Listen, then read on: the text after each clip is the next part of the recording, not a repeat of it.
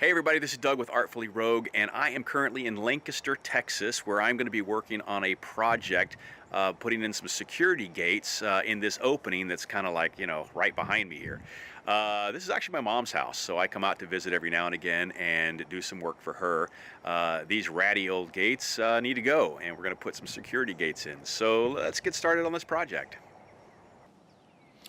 Okay, so this is the house. This is the garage. All right, so you have this little breezeway that goes into the backyard, and we want to make sure that this area is nice and secure. So what we've done is we've cleaned up the flower beds there so that we can actually access the space a little bit better. Time to remove these old gates so I can build the framework that is going to go around the house and then kind of back down over here.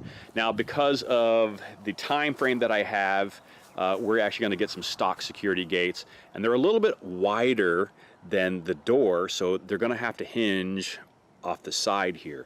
We'll see how this goes.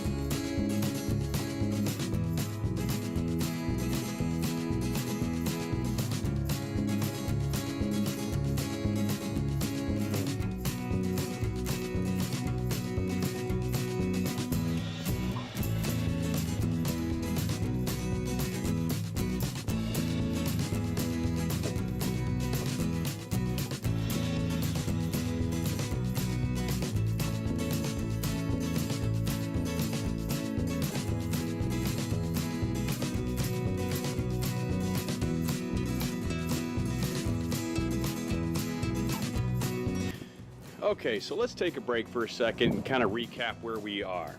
So the opening was 60 inches. I got two 32-inch doors, and because the profile of the house and the garage were slightly different, I had to add in a 4x4 up against the garage to bring me flush with the house. Now luckily I was able to use the door hardware, or at least the hinge side, on both the house and the garage. And what I'm going to do here is, as you can see on this door here, I've taken off the overlap edge. That way when the door closes, that overlap actually covers both doors. And so I have a double barrel deadbolt, so it locks on the outside and on the inside. And then I'm using just kind of a standard hall closet type handle on that door. What I've done is I've altered the striker plate slightly so that that's more flush with the door and it closes properly, kind of ground off that edge. And then on this other side, I've not added in the mechanism, and simply utilize that space as a way to close the door. Now I'm going to have to manufacture at least some kind of cover, and I'll weld that on, paint it black, and then that'll disappear.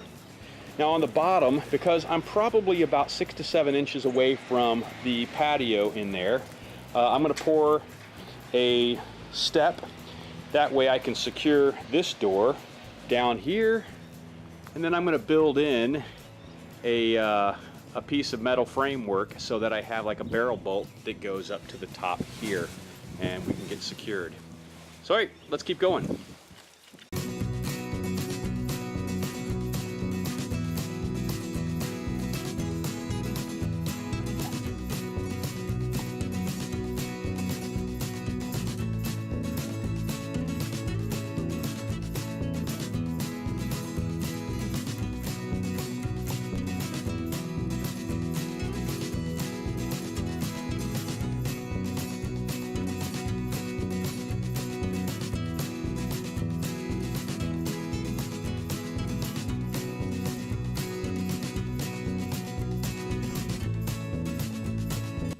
Let's do another recap.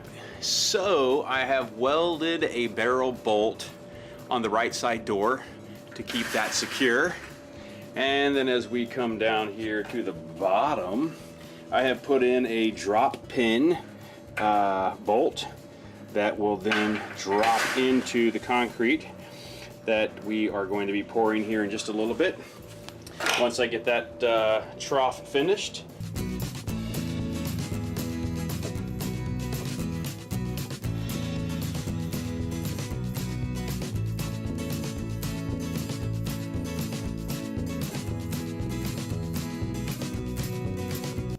concrete is poured.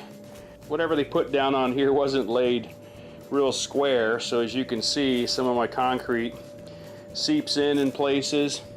So we're going to kind of get real creative with this this space once it kind of dries a little bit and I can kind of carve into this concrete a little bit.